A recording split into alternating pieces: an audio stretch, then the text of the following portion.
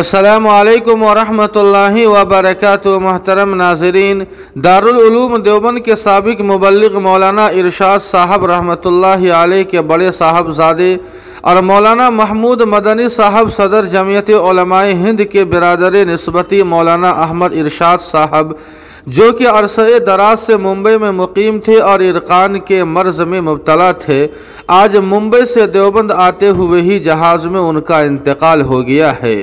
انا للہ و انا الیہ راجعون۔ ان للہ ما اخذ ولہ ما اعطى وکل شیء عندہ باجل مسمی۔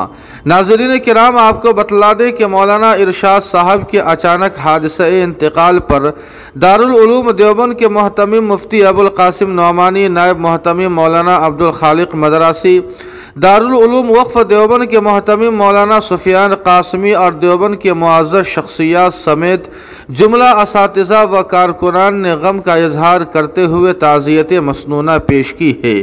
ناظرین کرام، دعا فرمائیں کہ اللہ پاک مولانا مرحوم کو ماہ مقدس کی برکت سے جنت الفردوس کا داخلہ نصیب فرمائے، ان کے تمام سیئات کو حسنات سے مبدل فرمائے، مولانا مرحوم کے تمام پسماندگان، متعلقین، متوسلین اور لواحقین کو صبر جمیل عطا فرمائے۔ جی ہاں ناظرین کرام، آپ سے گزارش ہے کہ مولانا مرحوم کی مغفرت کے لیے دعائیہ جملہ ضرور کمنٹ کریں، ویڈیو کو لائک اور شیئر کر دیں اور قاسمی جی کے کو سبسکرائب کرنا نہ بھولیں۔ والسلام علیکم ورحمۃ اللہ۔